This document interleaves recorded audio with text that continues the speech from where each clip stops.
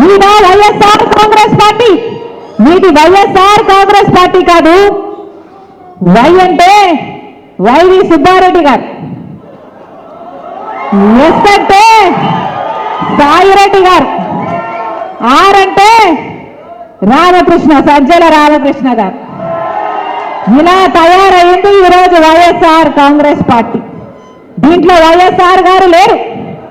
ఇది జగన్ రెడ్డి పార్టీ, ఇది మీ అంత పార్టీ, ఇది ప్రజలను పట్టించుకోని పార్టీ, ప్రజా సమస్యలను పట్టించుకోని పార్టీ, ప్రజల ప్రయోజనాలను తాకట్టు పెట్టి బీజేపీకి బానిస అయిన పార్టీ.